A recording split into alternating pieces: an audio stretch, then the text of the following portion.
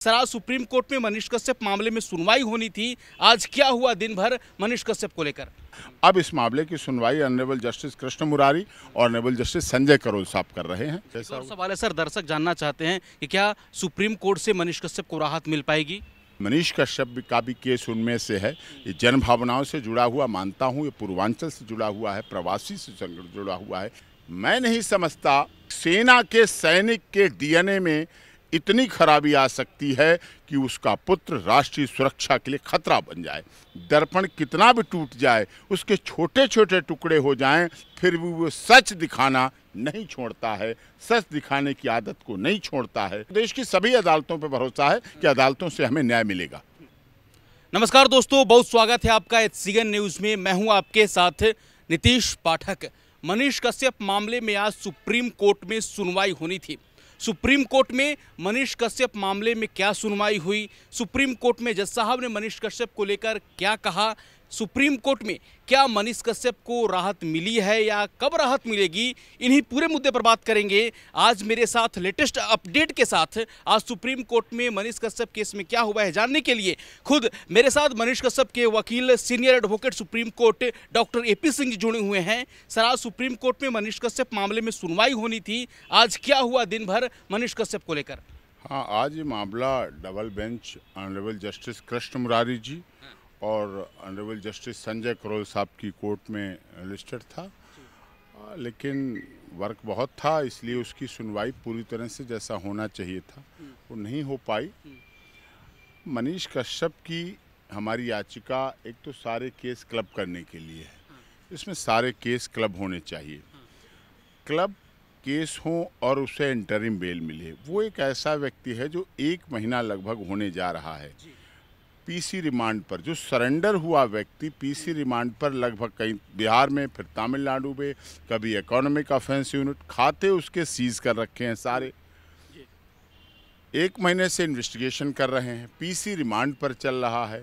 जब PC remand पर चल रहा है, एक बात, एक काज ऑफ एक्शन, एक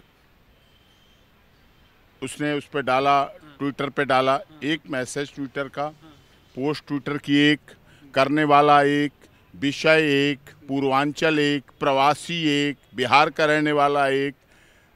घटना बिहार में कोई मतलब नहीं, तमिलनाडु की घटना बता रहे हैं, तो जब झूठी थी घटना तो उसकी जांच होनी चाहिए, इन्वेस्टिगेशन होना चाहिए। यही मनीष कश्यप ने अपने उस ट्विटर में कहा है कि जांच कर लीजिए। अब जांच कौन करवाएगा? जांच तो मुख्यमंत्री करवाएगा, उप मुख्यमंत्री करवाएगा, तमिलनाडु का मुख्यमंत्री करवाएगा। जांच कराना दूर रहा, क्योंकि सच्चाई सबको पता है कि पूर्वांचल प्रवासी लोगों के साथ समय समय पर इन सब राज्यों में कई बार ऐसा होता रहा है, बर्बरता होती रही है।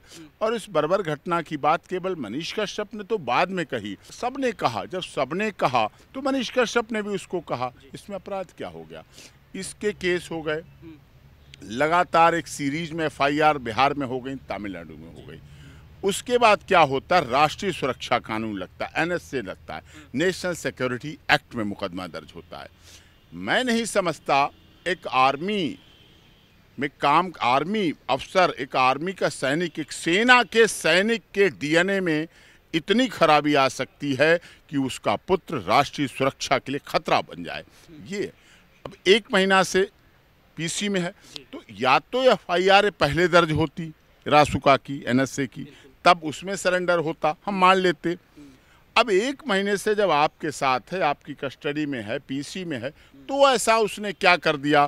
क्या उसके पास ऐसे फ़ोन थे? क्या उसके पास लोग संपर्क में थे? क्या वो मिल रहा था लोगों से? क्या आपकी पुलिस कस्टडी कमज़ोर थी? क्या जुडिशियल कस्टडी कमज़ोर थी? क्या उसने वहाँ से अपने फ़ोन से मैसेज कर दिए? उसने राष्ट्रीय सुरक्षा के लिए पीसी रिमांड के दौरान क्या खतरा पैदा कर दिया? ये विषय है। देखिए, विषय क्या है? राजनीतिक रूप से एंटी रिवेंजफुल मोटिव से उसका हरासमेंट हो रहा है। लेकिन मैं एक बात कह देना चाहता हूँ सब लोगों से, दर्पण, शीशा, दर्पण होता है, उसका काम है सच दिखाना। आईना सच दिखाता है, कोई कैसा है, जैसा है उसको आईना दिखाता है। और आईना से कमज़ोर, शीशे दर्पण से कमज़ोर कोई चीज़ नहीं होती है, सबसे कमज़ोर होता है। इसी तरह पत्रकार भी बहुत कमज़ोर होता है। है, दिख रहा है। कुछ भी लगा दो, रासुका लगा दिया आपने, सब कुछ लगा दिया, FIR की लाइन लगा दी, लेकिन आईना कितना भी टूट जाए, दर्पण कितना भी टूट जाए, उसके छोटे छोटे टुकड़े हो जाएं, फिर भी वो सच दिखाना नहीं छोड़ता है, सच दिखाने की आदत को नहीं छोड़ता है। सच दिखाने का काम है, वो सच दिखा रहा है तो दिखाया जाएगा। अगली सुनवाई सर कब होगी सुप्रीम कोर्ट में? अब जैसे पता चलेगा, शाम को पता चलेगा, लिस्ट आएगी शाम को, फिर जैसा होगा बताएंगे आपको। जैसा और सवाल है सर, दर्शक जानना चाहते हैं कि क्या सुप्रीम कोर्ट से मनीष कश्यप को राहत मिल पाएगी? ये हमारा प्रयास है मिले राहत, हमारा प्रयास है, हम तो प्रयास कर सकते हैं, प्रयास है हमारा मिले, और देश के हर उस गरीब, दलित, शोषित, पीड़ित, मजदूर, मजलूम को न्याय मिले जो न्याय की आशा में सुप्रीम कोर्ट आता है। हर गरीब को मिले, अमीर को मिले, सबको न्याय की आशा में, access to justice for all, न्याय सबको मिलना भी चाहिए, मिलते हुए दिखना भी चाहिए। और जस्टिस डिले, जस्टिस डिनाइल हो जाता है, इसलिए जल्दी न्याय मिलना चाहिए। आप सर मनीष कश्यप के वकील हैं, मनीष कश्यप के समर्थक, मनीष कश्यप के परिवारजन आज बेहद उम्मीद से, आज 10 तारीख था, 10 अप्रैल, बहुत लोग उम्मीद बांधे हुए थे कि आज मामला सुप्रीम कोर्ट में क्या हुआ। आज तो बात नहीं हो पाई इस मुद्दे पर, आगे कब होगी और उन लोगों को क्या कहेंगे जो समर्थक हैं, परिवार वाले हैं, जो आपसे उम्मीद लगाए बैठे हैं? देश की बड़ी अदालत है, बहुत काम होते हैं, सब कुछ करना पड़ता है। मनीष कश्यप का भी केस उनमें से है। ये जन भावनाओं से जुड़ा हुआ मानता हूँ, ये पूर्वांचल से जुड़ा हुआ है, प्रवासी से जुड़ा हुआ है, हिंदी भाषी लोगों से जुड़ा हुआ है। हिंदी भाषी, प्रवासी, पूर्वांचलवासी, मजदूर, दलित, शोषित, पीड़ित, मजदूर सब एक रहें, शांति से रहें, शांति के साथ रहें और इंतज़ार करें। जैसे भी ऑनरेबल सुप्रीम कोर्ट से कुछ भी चीज़ें आएंगी वो सब बताई जाएंगी और आपको पता चलेगा। ऐसा भी कहा जा रहा है सर कि 2 नए जजों को मामला सौंप दिया गया है, इस पर क्या मतलब कि चीफ साहब ने रेफर किया था, वो रेफर किया था। अब इस मामले की सुनवाई ऑनरेबल जस्टिस कृष्ण मुरारी और ऑनरेबल जस्टिस संजय करोल साहब कर रहे हैं, और वो करेंगे जैसा जैसा सामने आएगा। बहुत सीनियर मोस्ट जज हैं और हमें न्याय की उम्मीद है, और हमें माननीय सर्वोच्च न्यायालय पर, देश की सभी अदालतों पर भरोसा है कि अदालतों से हमें न्याय मिलेगा।